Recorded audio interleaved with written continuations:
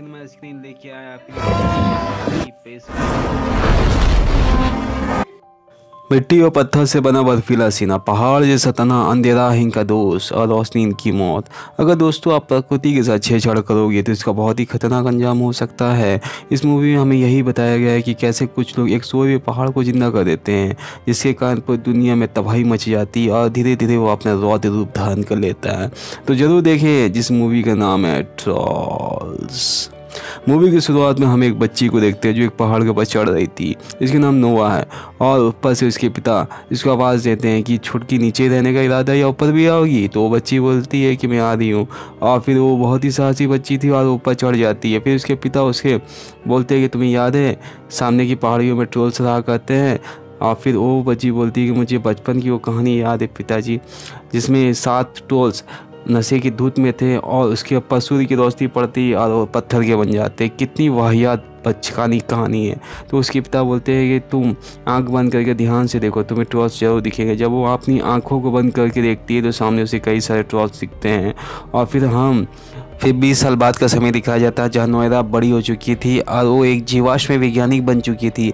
असल में वो अटलांटिक नॉर्थ साइबेरिया में खुदाई कर रही थी और उसे फाइनली जो चीज़ पे वो काम कर रही थी उसे मिल जाता है, मतलब एक डायनासोरस की हड्डी। इससे वो काफ़ी ज़्यादा खुश थी। और फिर ये सीन यहीं पर कट हो जाता है। अगले सीन में हम देखते हैं कुछ लोग एक टनल की खुदाई करने पर विरोध प्रदर्शन कर रहे थे।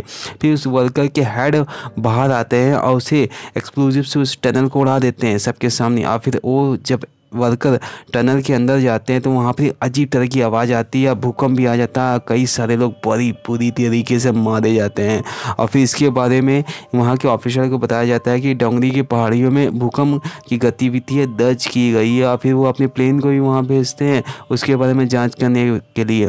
फिर इसके बारे में PM को बताया जाता है, जहाँ डिफेंस मिनिस्टर उन्हें बताते हैं कि डोंगरी की पहाड़ियों में भूकंप की गतिविधियाँ दर्ज की गई है और कुछ अजीब तरह के निशान भी है। इससे सभी कोई हैरान थे। और यहाँ एंड्रयास बोलता है कि इसके लिए जीवाश्म वैज्ञानिक ठीक रहेगा। फिर हम नोएरा को देखते हैं जिसके पास कुछ ऑफिसर आते हैं और उसे अपने साथ ले जाते हैं ये बोल करके कि देश खतरे में है। और फिर हम देखते हैं कि वो एंड्रयास से पूछती है क्या बात है। तो एंड्रयास बोलता है आप अंदर चले, अंदर आपको सारी बातें पता चल जाएगी। और जब वो अंदर जाती है तो वहाँ पर काफ़ी सारे ऑफिसर बैठे होते हैं और PM भी साथ में होती हैं। वो फिर सभी कोई फ़ोटोज़ देखते हैं। तब नोएरा बोलती है कि आप लोग उनको शांत हो जाए और यहाँ पे ध्यान से देखिए, यहाँ पर आपको पैरों के निशान नहीं लगते। कुछ देर के बाद वहाँ एक ऑफिसर आती है जिसका नाम सैंडी था। वो एक वीडियोस दिखाती है जो सोशल मीडिया पे बहुत ज़्यादा वायरल हो रहा था, जिसमें साफ साफ पता चल रहा था कि वहाँ पर एक अजीब तरह का दाना है जो उस पहाड़ से निकला है। इसको देख कर सभी हैरान थे। और कुछ देर के बाद हम देखते हैं फिर हम 2 कपल्स को देखते हैं जो अपने घर में डिनर कर रहे थे। फिर उन्हें कुछ चिल्लाने या गुर्राने की आवाज़ आती है, किसी के चलने की भी आवाज़ आती है। फिर वो अपने घर की बेशन के अंदर जाकर छिप जाते हैं। और फिर वो टॉर्च के चल जाने के बाद वो बाहर निकलते हैं तो देखते हैं उनका घर टूट चुका था। और यहाँ डिफेंस मिनिस्टर बताते हैं कि शायद ये किंग कॉन्ग के साइज़ का था। और इसी बात पर चर्चा होती है। और कुछ देर के बाद नोवा को वैज्ञानिक सलाहकार बना दिया जाता है जब वो एंड्रयास के साथ जाती है। ये लोग वही जगह जा रहे थे जहाँ पर ही उस ट्रॉन ने उस घर को तोड़ा था। और फिर वो नीचे उतरती है और वहाँ पर ही एक ऑफिसर से मिलती है जिसका नाम कैप्टन होम था। फिर वो लोग उस कपल्स के पास जाते हैं जहाँ नोवा उनसे सवाल पूछती है तो वो बताते हैं कि हमने कोई दानव तो नहीं देखा था, लेकिन हमें किसी के चिल्लाने की आवाज़ आ रही थी, मानो कोई बहुत ही दुखी में था। यहाँ पर ही नोवा उस ऑफिसर के साथ उस ट्रॉल्स के आखिरी पैरों के निशान तक पहुँचती है, लेकिन उसे कुछ मिलता नहीं है। और उन्होंने बोलते हैं कि ये अचानक गायब कहाँ हो गया हवा में। फिर वो अपने पिता के पास आती है जहाँ वो बताती है कि डोंगरी के पहाड़ से कुछ निकला है, बहुत ही बड़ा निकला है। तब वो बोलती है कि तुम लोग अंदर आओ, हमें कुछ बात करना होगा। वो बताते हैं कि वो साल के क्रिश्चियनाइजेशन के पहले ट्रोल्स यहाँ हर जगह घूमा करते थे, लेकिन उनका शिकार होने लग गया था। और फिर वो एक वीडियो देखते हैं जिसमें बताते हैं कि यही है ट्रोल्स, और वो ये ट्रोल्स के पैरों के ही निशान है। तब नोआ बताती है कि ट्रोल्स नहीं होते, ट्रोल्स का कोई अस्तित्व नहीं होता, अगर होते तो वो उनकी हड्डी अवशेष वगैरह तो मिलते हैं। लेकिन उसके पिता बोलते हैं तुम्हें मानना है तो मानो, नहीं मानना है तो मत मानो, मगर मैं चला दुनिया बचाने के लिए। फिर वो एक जगह एरोप्लेन को रुकाते हैं और बोलते हैं कि यही हो सकता है ट्रोल्स। और फिर यहाँ वहाँ वो खोजबीन करने लगते हैं। और फिर कुछ देर के बाद उन्हों जब पीछे घूम करके देखते हैं तो एक ट्रोल्स उनके पीछे में सोया हुआ होता है जो नोआ को देख रहा होता है। फिर वो अचानक वो खड़ा हो जाता है और खड़ा होकर के इनकी तरफ बढ़ता है। नोआ उसे देख करके डर जाती है और फिर वहाँ से उन लोग भागते हैं और ट्रोल्स भी उनका पीछा करने ही वाला होता है। और यहाँ पर ही वो सारी लाइव फ़ोटोज़ या वीडियोस पीएम और जितने भी डिफेंस मिनिस्टर सब देख रहे थे और यहाँ पे सभी को देख करके हैरान हो जाते हैं। फिर उनके पिता को नोआ मना करती है कि आप ट्रोल्स का नाम ना ले। फिर नोआ के पिता तो नोआ के पिता थे, वो ट्रोल्स का नाम भी लेते हैं और सभी को बोलते हैं कि किसने बोला था डोंगरी की पहाड़ी में खुदाई करने के लिए, अगर वहाँ ऐसा कुछ करोगे तो वहाँ मुसीबत तो आएगी। और इतना सुनने के बाद डिफेंस मिनिस्टर नोआ को उसके काम से निकाल देते हैं और यहाँ पर वो अपने पिता के ऊपर काफ़ी गुस्सा भी करती है। लेकिन उसके पिता बोलते हैं कि तुम इंसान अच्छे हो, जो भी तुम्हारे रास्ते में आता है उसे तुम मार के हटा देते हो।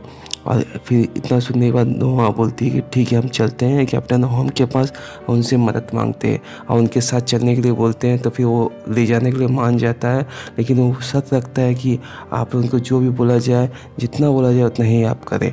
और फिर वो एक जंगल में पहुंचते हैं जहाँ पे ट्रॉन कुछ देर के बाद पहुंचने ही वाला था। अभी सभी कोई वहाँ पर ही हथियारों से उसका वेट कर रहे थे। और कुछ देर के बाद जब ट्रोल वहाँ आता है तो सभी और इसकी लाइव वीडियोस पीएम और डिफेंस मिनिस्टर देख रहे थे। और कुछ देर के बाद जैसे वहाँ ट्रोल्स आता है उसके ऊपर हथियारों से हमला कर दिया जाता है। यहाँ नोआ के पिता सबको रोकते हैं कि ये बेवकूफ़ी मत करो, ये क्या बेवकूफ़ी कर रहे हो, तुम उससे नहीं जीत सकते।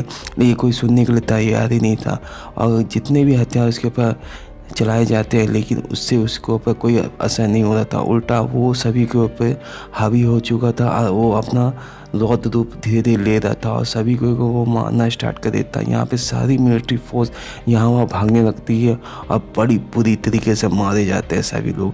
फिर वो जितने भी लोग जिनका ब्लड निकल रहा था उनके ब्लड को स्मेल करके उनको उठा करके माता कई को तो खा भी जाता है।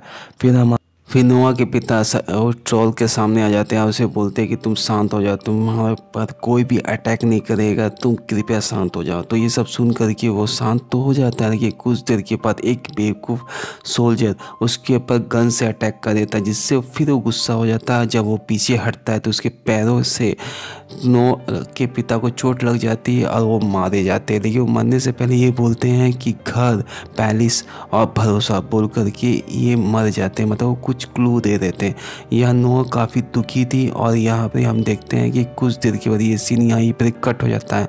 फिर अगले सीन में हम देखते हैं कैप्टन होम और नोआ आपस में बात कर रहे थे, जहाँ पर वो अपने पिता की डायरी को पढ़ती है और बताती है कि फिर नोआ बताती है कि ओसान में पहले जहाँ ट्रोल्स रहा करते थे वहाँ पर कि वो चर्च पे हमला करते थे, क्योंकि जब भी चर्च की घंटी बजती थी तब वहाँ के जितने भी ट्रोल्स थे उन्हें काफ़ी तकलीफ़ होती थी।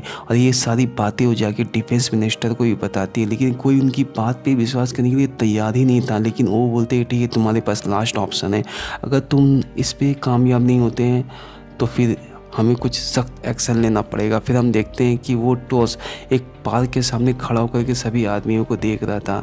हालांकि वो कुछ कर नहीं रहा था, लेकिन वहाँ कुछ देर के बाद वो फोर्स पहुँच जाती है जहाँ पर ही कैप्टन होम और जितनी भी फोर्स थी वो बड़ी बड़ी घंटियाँ लेकर के उसके चारों तरफ वो बजाना स्टार्ट करते हैं, जिससे वो ट्रोल्स को काफ़ी तकलीफ होती है और वो फिर बाद में बहुत ज़्यादा गुस्सा हो जाता है और फिर जितनी भी फोर्स थी उनके ऊपर अटैक कर देता है और सारे प्लेन्स को भी तोड़ने लगता है। फिर हम देखते हैं कि जैसे एक प्लेन टूट करके एक बच्ची के तरफ गिरने वाला था, वो प्लेन को पकड़ लेता है और उसके पिता और वो बच्ची बच जाते हैं।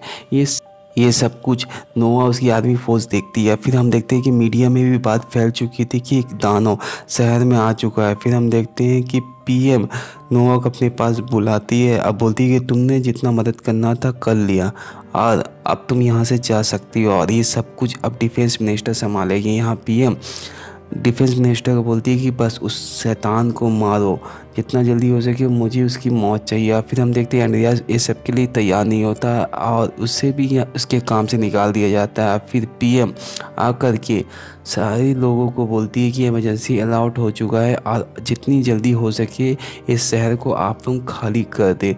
ये इससे नोआ काफ़ी दुखी रहती है क्योंकि वो लोग बस ट्रोल्स को मारने ही वाले थे। फिर उसे रॉयल पैलेस की याद आ जाती है या फिर वो वहाँ जाते हैं जहाँ पे उन्हें एक सिडकी नाम का आदमी मिलता है। जो बोलता है कि मैं तुम्हें जानता हूँ, अब मैं काफ़ी देर से वेट कर रहा था तुम्हारा आने का। फिर वो उसके पिता मतलब नोआ के पिता को वो जानते थे और वो अपने साथ एक टनल के अंदर ले जाते हैं, जहाँ वो बताते हैं यहाँ उन्हें एक बात पता चलती है कि ओसान के क्रिश्चियनाइजेशन के पहले काफ़ी सारे ट्रोल्स यहाँ वहाँ घुमा करते थे, लेकिन उनका शिकार होने लगा, वो मारे भी गए और एक ट्रोल्स को डोंगरी की पहाड़ियों में कैद कर दिया गया जो अभी आज़ाद हो चुका है। और फिर उन्हें एक बात और भी पता चलती है कि यूवी रेड लाइट से वो ट्रोल्स मारे जा सकते हैं। तो यहाँ नोआ को एक प्लान सूझता है और फिर हम देखते हैं कुछ देर के बाद जितने भी आर्मी फोर्स थी वो ट्रोल्स के ऊपर शहर के अंदर अटैक करती है, लेकिन कोई भी असर हो ही नहीं रहा था। और फिर यहाँ पे नोआ कैप्टन होम को फ़ोन करती है और बोलती है मेरे पास बहुत ही अच्छा प्लान है, तुम रॉयल्स पैलेस के मैदान के पास आकर के आर्मी फोर्स लेकर के आओ, मैं भी वहाँ पर ट्रोल्स को लेकर के पहुँचती हूँ। अब कुछ देर के और यहाँ पीएम डिफेंस मिनिस्टर को पूरी परमिशन दे देती है कि वो चाहे तो न्यूक्लियर अटैक का इस्तेमाल कर सकती है ट्रोल्स को मारने के लिए। फिर हम देखते हैं कि एक प्लेन भी उसे मारने के लिए निकल जाता है और ये इन्फॉर्मेशन एक ऑफिसर नोआ को देती है। नोआ बोलती है मुझे थोड़ा सा समय चाहिए, एक काम करो पूरे सिस्टम को ही हैक कर लो। फिर हम यहाँ कैप्टन होप को देखते हैं जो अपने सभी साथियों के साथ उस ट्रोल का इंतजार कर रहा था और सब कुछ प्लान के हिसाब से ही हो रहा था, सारी तैयारी भी हो चुकी थी। और यहाँ पर हम देखते हैं कि वही सैंडी नाम की लड़की जो इन्फॉर्मेशन नोआ को दी थी वो सारे सिस्टम को धीरे धीरे करके पूरा हैक करने लग जाती है। और जब उस ट्रोल्स के ऊपर न्यूक्लियर अटैक होता है तो वो असफल रहता है और यहाँ पर इसको लेकर के वहाँ पर काफ़ी ज़्यादा हंगामा मच जाता है। और अब कुछ देर के बाद एंड्रियास और नोआ उस ट्रोल्स के आने का इंतज़ार कर रहे थे। फिर धीरे धीरे वो ट्रोल्स उनकी तरफ बढ़ रहा था। जैसे वो शहर के अंदर घुसता है वो तबाही मचाना स्टार्ट कर देता है, उसके चिल्लाने की आवाज़ पूरे शहर में गूंजने लग जाती है और ये आवाज़ सुन करके वो बड़ी तेज़ी से भागते हैं। एंड्रियास पीछे से रस्सी खोल देता है जहाँ बड़ी सी एक खोपड़ी थी, उस खोपड़ी को देख करके वो ट्रोल्स उसके पीछे पड़ जाता है, उन्हें फिर उनको पैर से कुचलने की कोशिश करता है। फिर इसी कारण से वो ट्रोल्स की खोपड़ी नीचे गिर जाती है और फिर वो ट्रोल्स नीचे रुक जाता है और उस खोपड़ी को अपने हाथों में उठाता है, बड़ा ही इमोशनल हो जाता है। फिर हम देखते हैं कि उस कुछ देर के बाद उसके हाथों से खोपड़ी नीचे गिर जाती है और जैसे ही वो नीचे गिरती है वो बेचारा जोर से चिल्ला के रोता है, उसकी आवाज़ पूरे शहर में गूंजने लग जाती है। फिर वो नोआ को गुस्से से देखता है और धीरे धीरे उसकी तरफ आगे बढ़ता है और फिर उसको चेज़ करना स्टार्ट करता है और फिर वो रुद्र अवतार में आकर के जहाँ तहाँ तबाही मचाना स्टार्ट कर देता है। और हम देखते हैं यहाँ पर डिफेंस मिनिस्टर को भी पता चल जाता है कि सैंडी ने वो सिस्टम हैक किया था, फिर उसके लैपटॉप उसको छीन लेता है। यहाँ हम डिफेंस मिनिस्टर को देखते हैं जो सैंडी के ऊपर काफ़ी गुस्सा कर रहा था। फिर यहाँ नोआ के पीछे वो टॉस पड़ा हुआ था, जैसे उसको मार के ही दम लेगा। फिर वो उसकी कार को जैसे ही हिट करने वाला होता है वो अपनी कार से बाहर निकल जाती है और कैप्टन जोर से आवाज़ देता है कि सभी अपनी कार के हेडलाइट ऑन करें और हॉर्न बजाना स्टार्ट करें, जिसके कारण वो टॉस का ध्यान नोआ के ऊपर से हट जाता है और वो बीच में आके खड़ा हो जाता है। फिर जितने भी यूवी रेड लाइट थी वो ऑन हो जाती है और इसके बारे में हेडक्वार्टर को पता चल जाता है कि कुछ लोग उस मैदान में हैं, जिसके कारण वो ऑफिसर बोलते हैं कि हम किसी भी इंसान की जान खतरे में नहीं डाल सकते। और जितने भी प्लेन थे और पीएम भी बोलती है कि जितने भी प्लेन से उसे वापस बुलाओ। फिर हम यहाँ पर ही वो ट्रोल्स को देखते हैं जो यूवी रेड लाइट के कारण जो से चिल्ला रहा था, मानो वो बहुत ज़्यादा तड़प रहा हो। फिर यहाँ पर ही नोआ बोलती है ऐसे तो ये मारा जाएगा। फिर वो दौड़ करके जाती है और जा कर के वो लाइट को ऑफ कर देती है, जिसके कारण वो ट्रोल्स बच जाता है। उसके पास जा कर के बोलती है कि तुम यहाँ से चले जाओ, वापस चले जाओ, नहीं तो तुम्हें ये लोग मार देंगे, तुम पहाड़ों में वापस चले जाओ। और फिर हम देखते हैं कुछ देर के बाद सूरज उग जाता है और फिर सूर्य की रोशनी उसके पास सीधे पड़ती है, जिसके कारण वो जल जाता है और वहीं पर बेचारा मारा जाता है और अंत में वो पत्थर बन जाता है। और इसी तरह इस मूवी का एंड हो। रुकिए वीडियो के एंड में हमें दिखाया गया कि उस टनल के अंदर एक और मॉन्स्टर है और इसी तरह इस मूवी का एंड होता है। मेरी वीडियो अच्छी लगी हो, एक्सप्लेनेशन अच्छा लगा हो तो प्लीज़ चैनल को सब्सक्राइब करें, वीडियो को ज़रूर लाइक करें। मिलते हैं अगले वीडियो पे। Thank you for watching.